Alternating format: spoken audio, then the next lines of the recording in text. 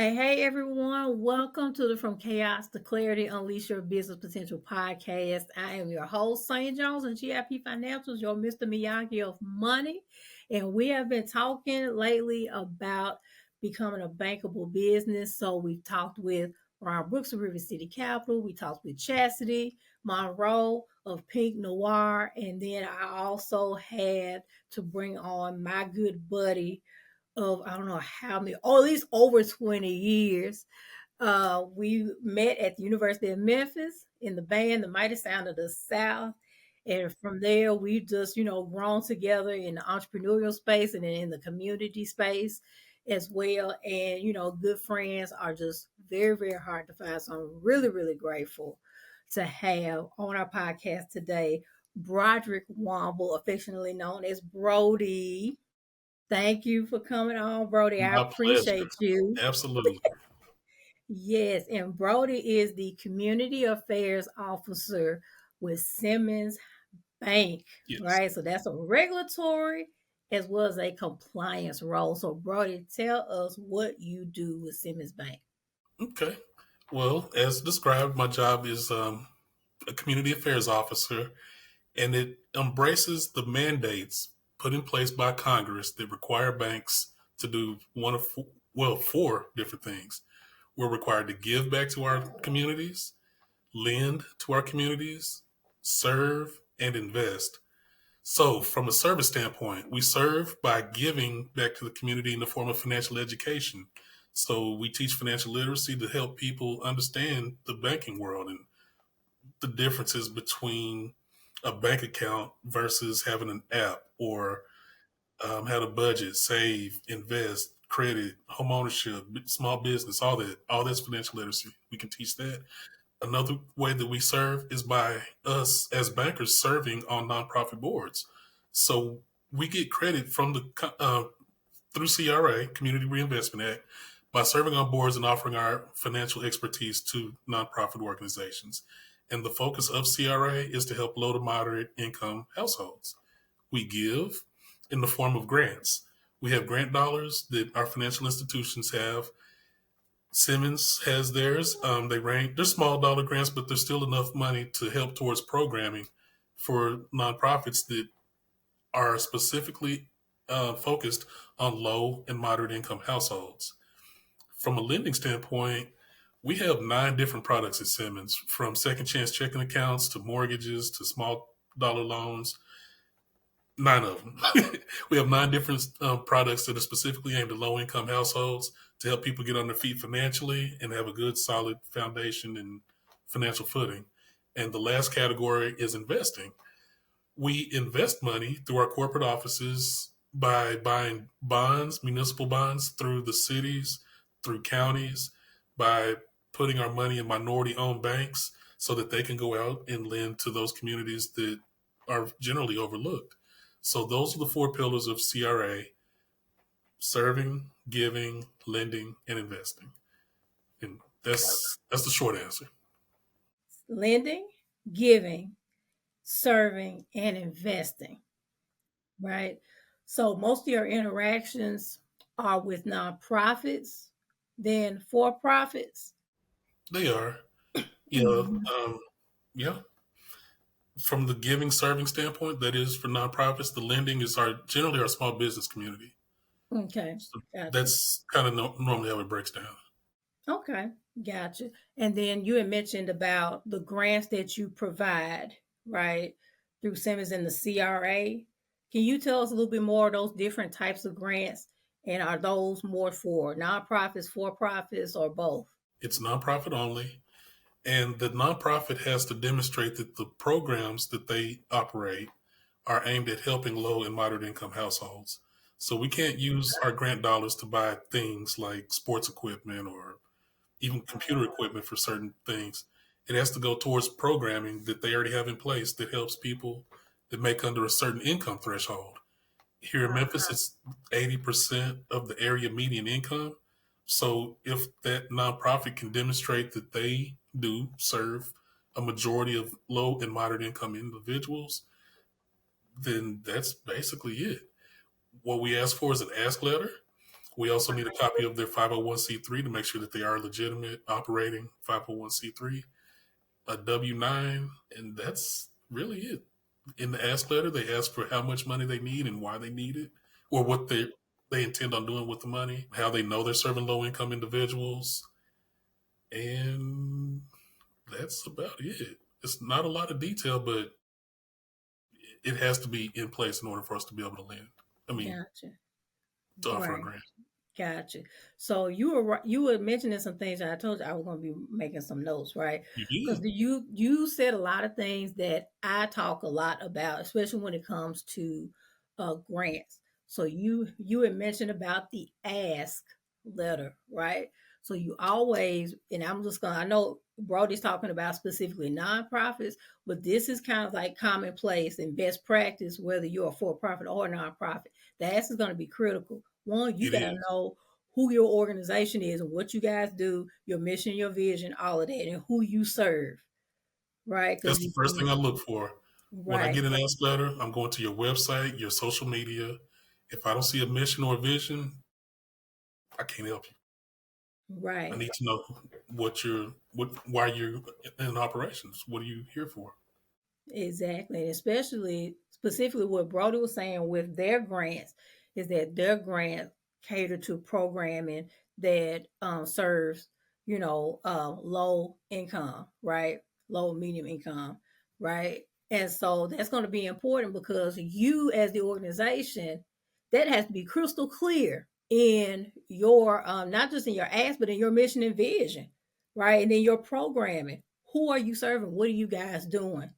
Because that's going to communicate to the impact that you're providing with those funds, right? Mm-hmm. So what I'm hearing you say, Brody, is like, say for example, if there's a nonprofit and the nonprofit, it doesn't necessarily have to be specifically for housing, but that's what I'm hearing, right?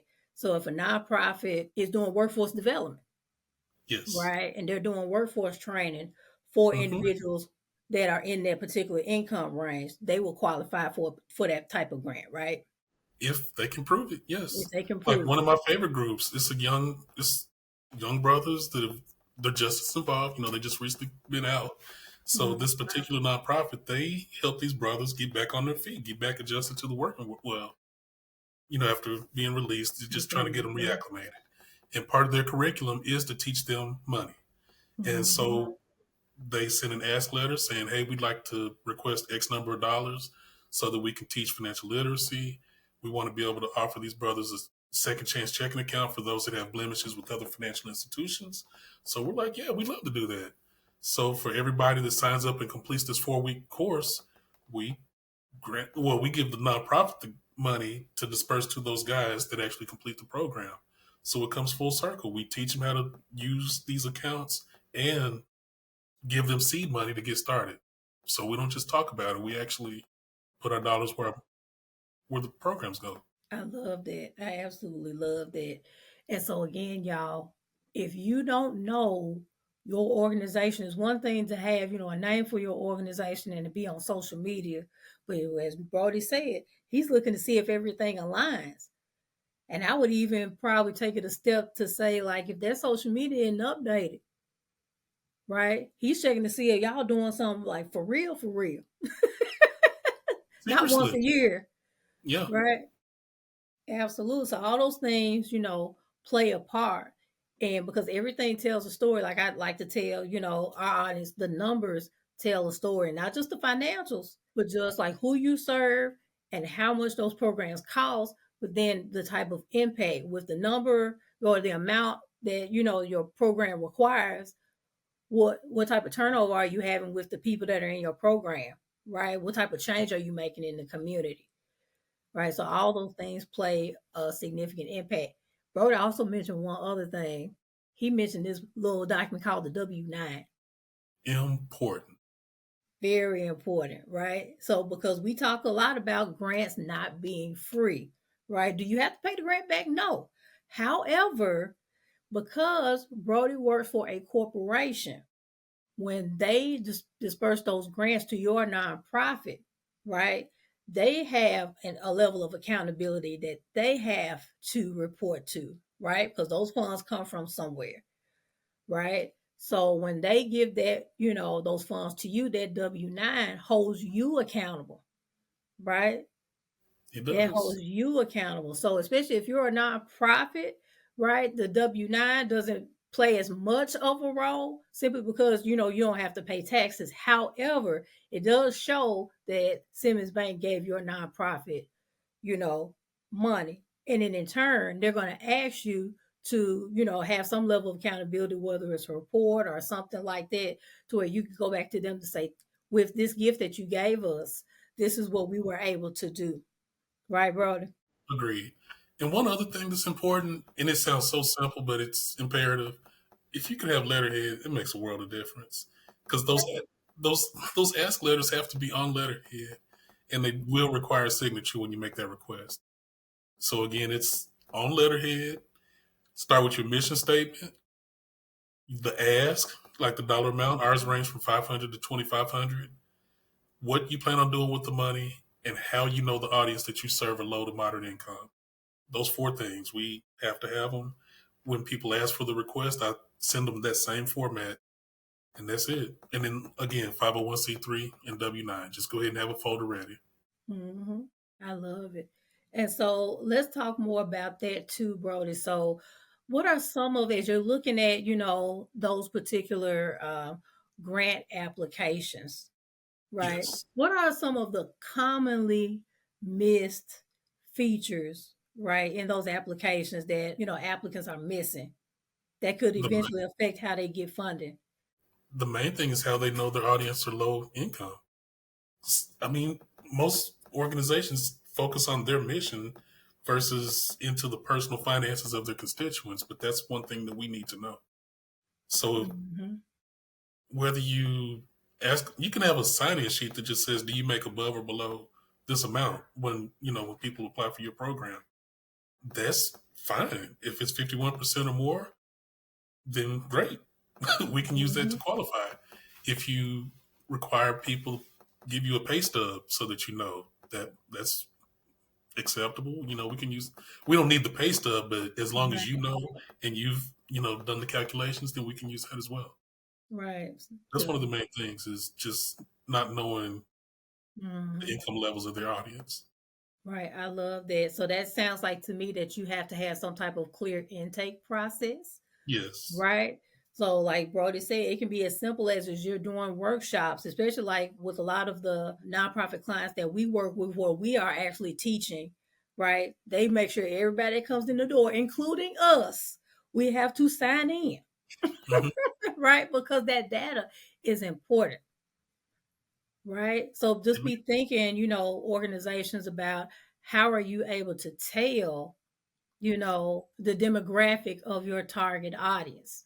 Right. So like for GIP, although we're not a nonprofit, we have a discovery call to where we're screening, the type of entity you are, how much, money you make per month, things like that. What's your, why are you talking to us? Is it for bookkeeping, for taxes, for funding, things like that? All that data, is important because guess what? As we're applying for grants, that's how we are able to demonstrate, our need for funding and things like that.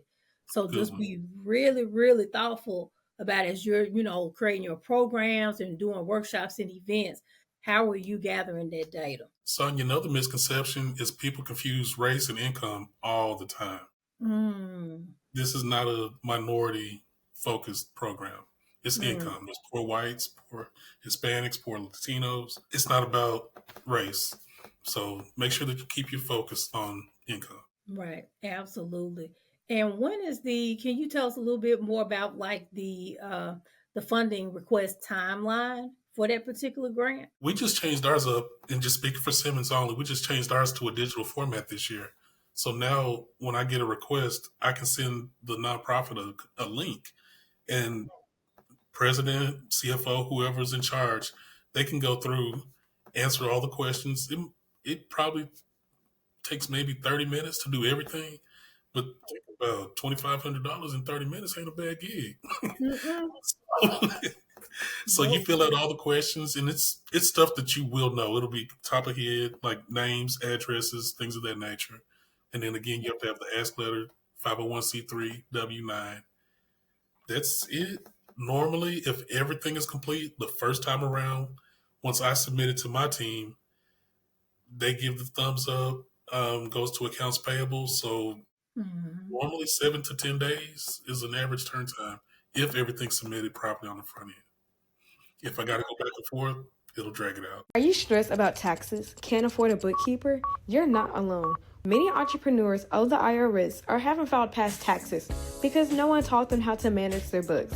That is why we created GIP Academy, the financial coaching program designed for entrepreneurs who need help but aren't ready to pay for a bookkeeper. For $3 a day, we can help you fix past bookkeeping mistakes, organize your numbers for tax season, and increase profit with simple strategy. Join GIP Academy today and get the financial confidence you deserve. Gotcha. And so with that timeline, is the application period like a set period of time throughout the year, or is it on a rolling basis? First come, first serve. I cover from Memphis to Knoxville, Nashville, Chattanooga. So each market has a budget, and first come, first serve. The bigger cities have bigger budgets. So the first one, the smaller ones, yeah, you got to get in quick because some of them wait until they know that our budgets are released and they jump on it. Right. And so, say for the city of Memphis, what's kind of like, is it to where you guys have a particular amount? You know, you said you guys have a budget. So, if you have a set amount and you're Mhm. basically, dividing that among, like, we want to give out a X number of grants, that's pretty much how y'all kind of work that out. Yeah, I mean, people know the parameters of the Mm. grant, and everybody asks for the max. So, so Yep. Yes, they yeah, should. so yeah, it does not last long. I'll probably exhaust the Memphis budget before June, Wow. maybe May, Wow. Okay. because they Cool. come in. I mean, I have to turn down more than I can approve, but there's Hmm. a lot of them. They coming through. Gotcha, gotcha. And do you guys have how do you notify people about the particular grant? They get an email notification that it's on the way, and within the application, the nonprofit can distinguish whether they want like they want to come pick it up from us at our Mhm, headquarters or have it mhm. sent directly to them. And this year, again, is a new improvement. We can do an ACH. So if you have direct Ooh, deposit, yeah, just wire straight to your account. That'll cut some days off of shipping. okay, cool deal. All So the right, way cool, gotcha. And I'm gonna make sure I put this also in the description, in the program notes. But how can people get more information about the grant? they would have to reach out to me directly. Oh, y'all heard it here first. Y'all can reach out to the Well, man. honestly, within Simmons, you can go to anybody at our 10 local locations, and they know me. Just say, hey, Mm-hmm. I'd like to apply for a grant. And, ooh, another thing, Simon, there's a Yeah. difference between grants and sponsorships. Let me get I my cannot do notebook. sponsorships. Teach us, Brody. Grants versus sponsorships. Let's go. I'm ready. I cannot do sponsorships.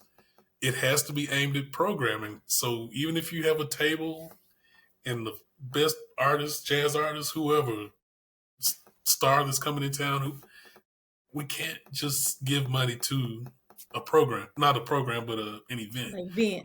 Yeah. So, but you could say that the funds from said event are going to support this program. We can support programming, but not sponsorship requests.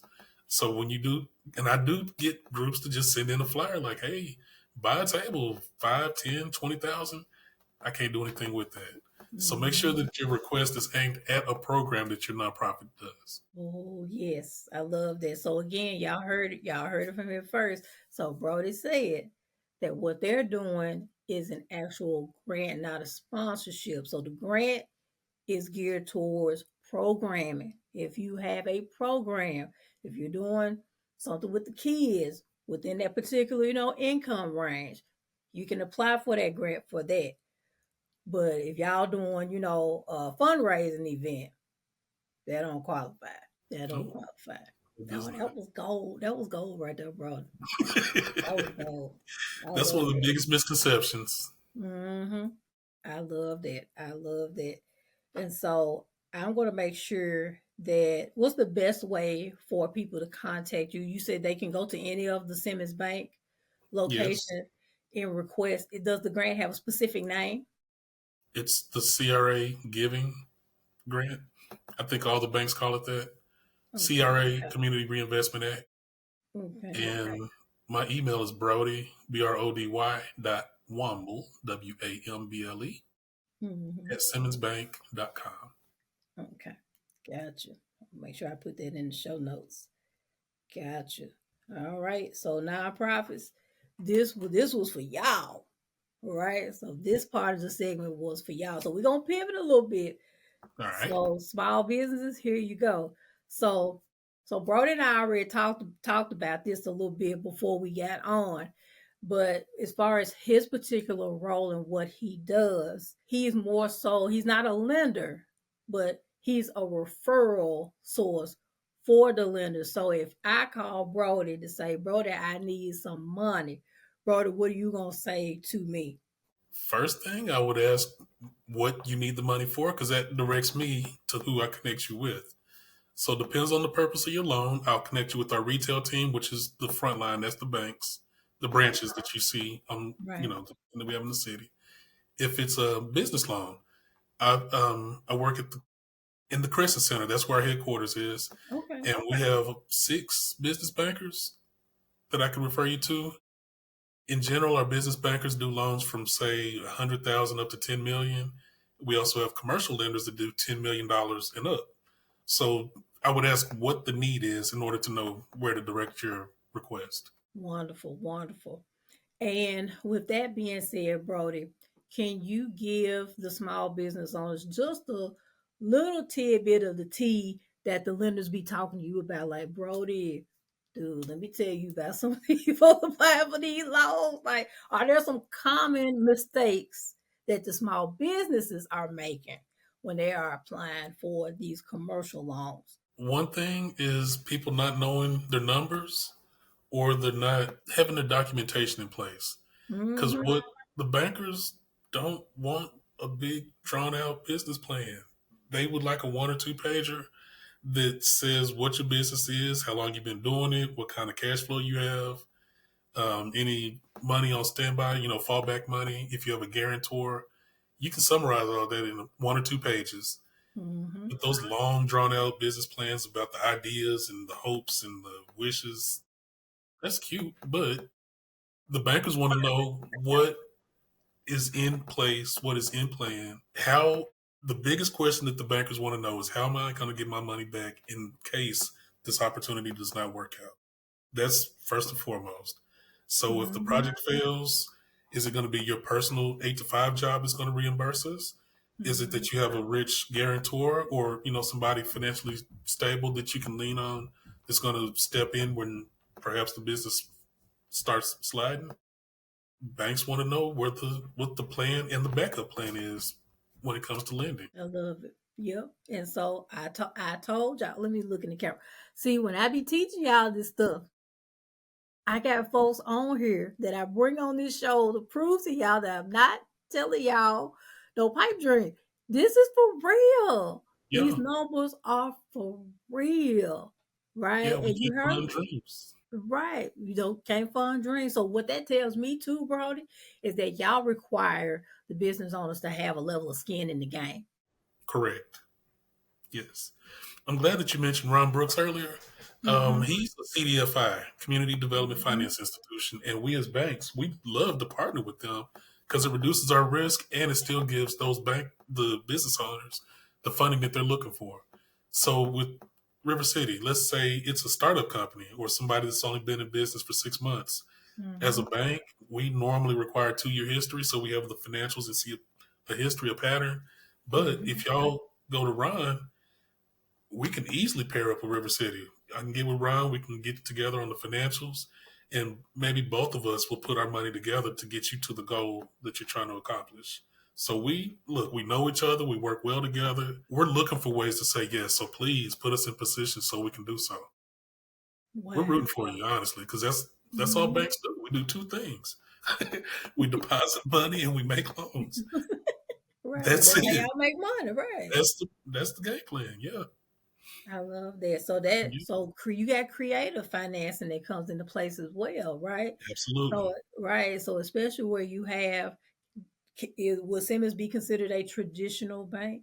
Yes, we are a full service bank. Yeah. Okay. So you have a traditional bank and then a CDFI, and the purpose of the CDFIs is to serve what they call the underbanked, Mm-hmm. right? And just like Brody said, it really doesn't.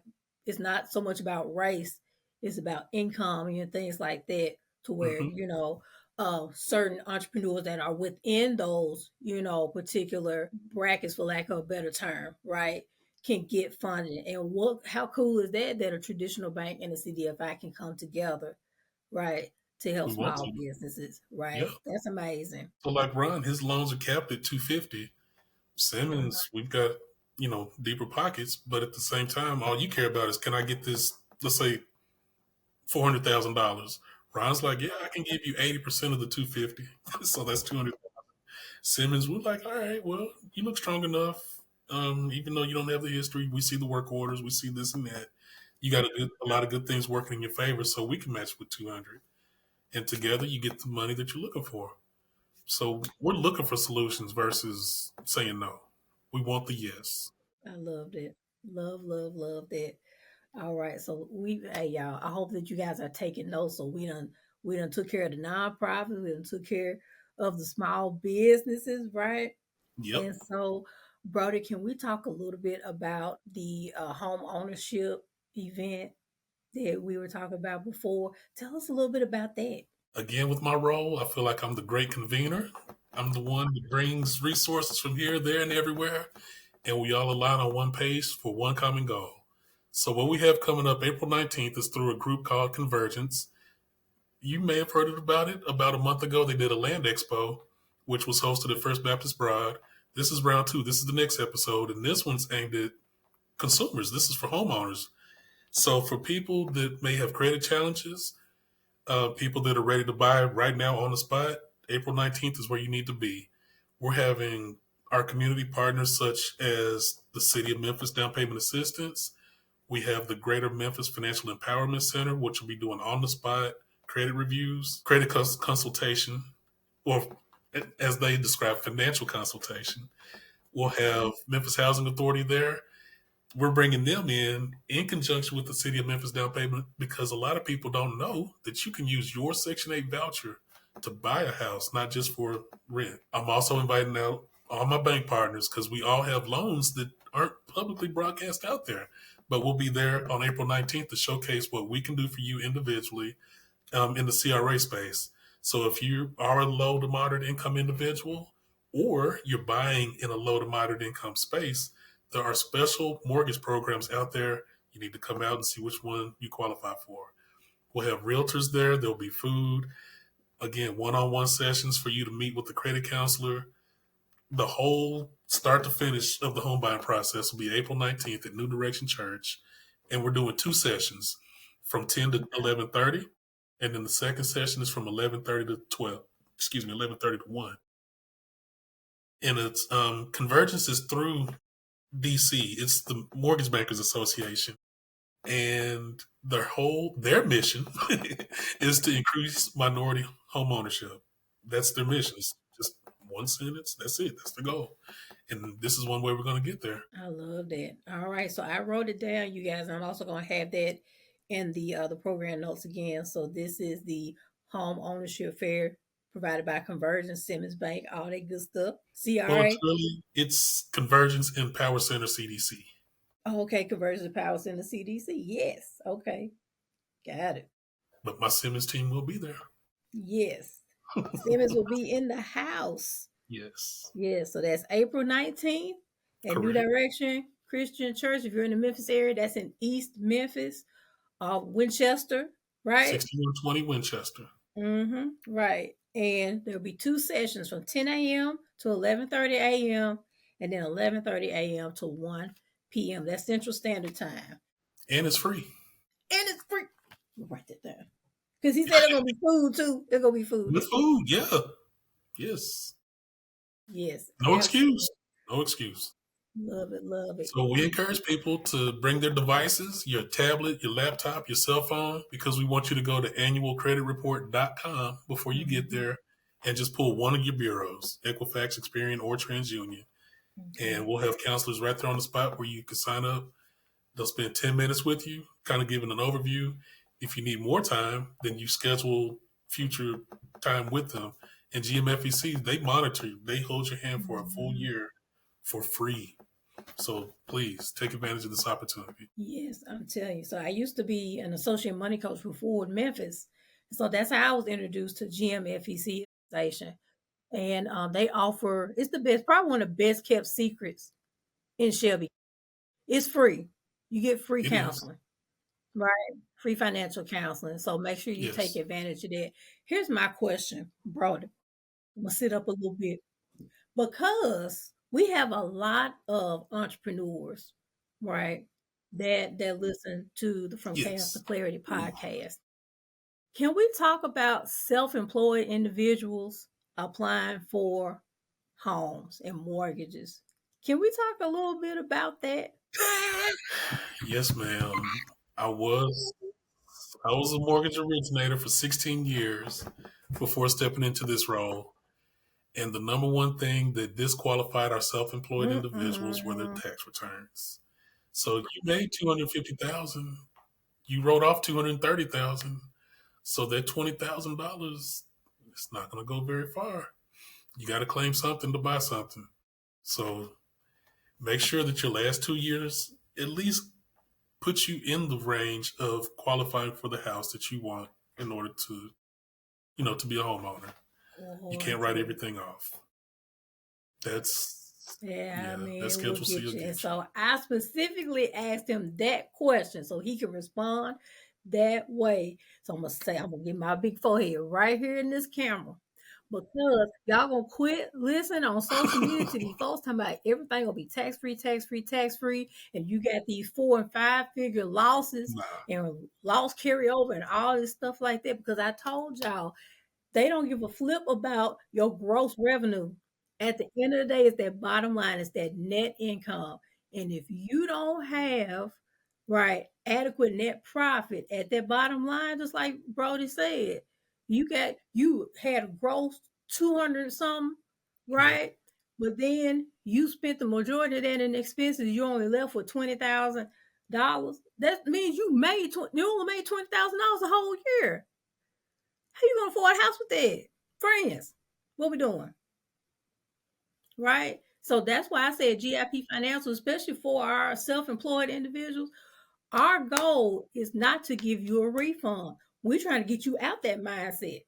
Because if you are a business, your purpose is for you to pay the least amount of taxes, right? We're here to reduce your tax liability. Got you? So that's very important. It's all about mindset. You got to get out this refund mentality. Because when it comes, especially if you're a full-time entrepreneur, like for myself, although I have a home, but if my husband and I were looking to buy another home, that's going to require some tax planning. That's some long-term stuff, right? Because my taxes have to look a certain way and I have to have a certain level of income showing every year with my self-employed Schedule C having self, right? That's important.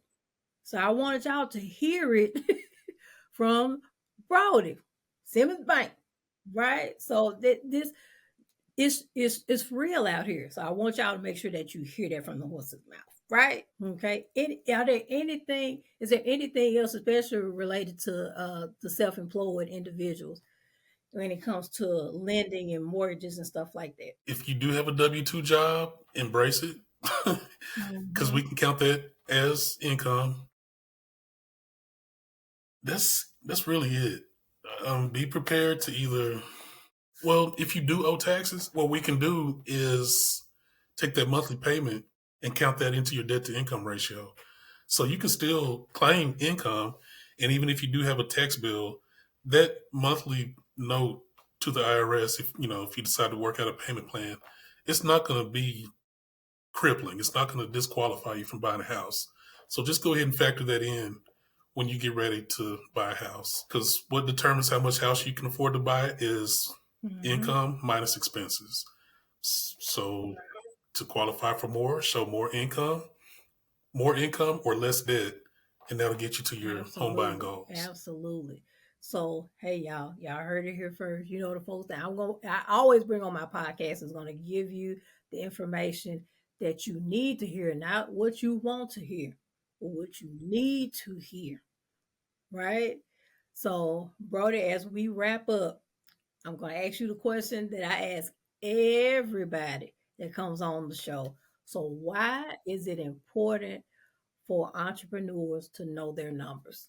That's what's going to make or break a deal. Bottom line, if you don't know and you just count or trust somebody else to tell you, then you're at a loss. So you need to have your own numbers in mind. You got to know, you have to know where you are to know where you're going. So I know it's another job. Either hand it off to a professional and let GIP Financials handle that for you, or take the time, learn the skill, and just stay on top of it. Mm-hmm. I recommend both. Because you need because you need to know. Sonja might not be next to you when you come to Simmons and ask for that $250,000 for your equipment loan. So just be prepared. She'll walk you through the process. She'll let you know what's in, what's out, if what the lender's telling you is incorrect. You just need to know. It's worth the investment of knowing your own business. Your own and Brody said exactly that. Like we can, walk you through those numbers because your numbers have to tell a story. What you don't want to get caught up in is you get that tax return or you had the P&L, a balance sheet in front of you, and they ask you about things and you don't know how to tell the story of the variances and things like that. How did you end up with this? And this is showing this, and then don't let the P&L from the same tax year look your advertising say one amount on the P&L, but it says something else on the tax return. You got to be able to explain that. Because truth be told, they should match. Yeah. They should match. It's true. Well, we see cash flows. We see that you make this money. Like, it's clear. It's obvious. It's on your bank statements. We see it. But then those tax returns come in. It's like, no. The story matters. They do not lie. The numbers don't lie.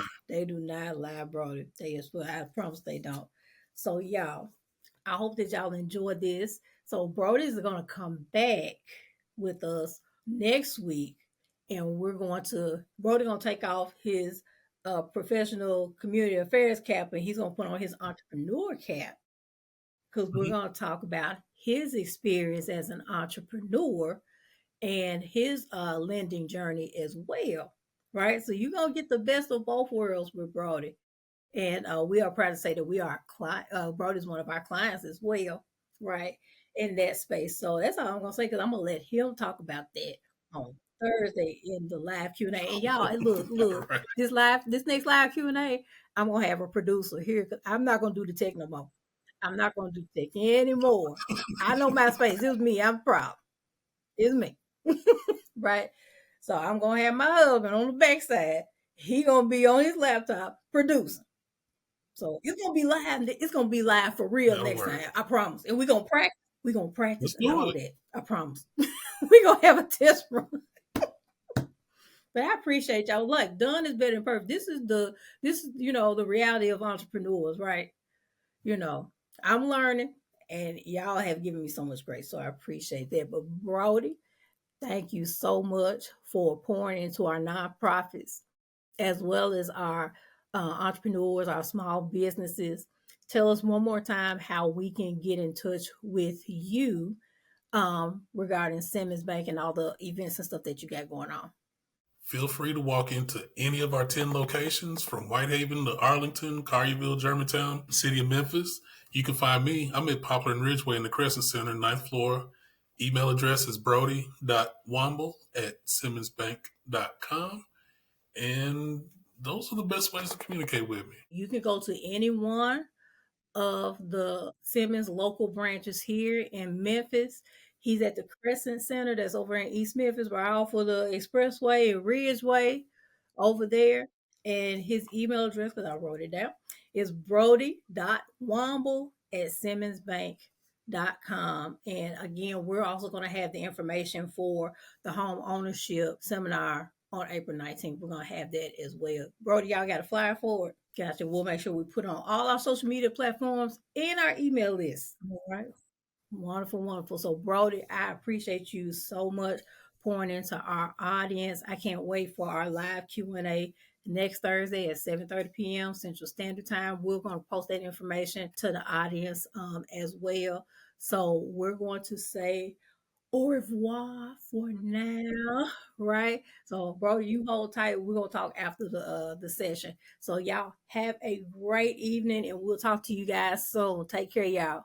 Hey, y'all. Thanks so much for tuning in to the From Chaos to Clarity Unleash Your Business Potential podcast. Again, my name is Sonja Jones of GIP Financials, your Mr. Miyagi of Money. And look, if you learned something from this episode, don't keep it to yourself. Make sure that you like, that you subscribe.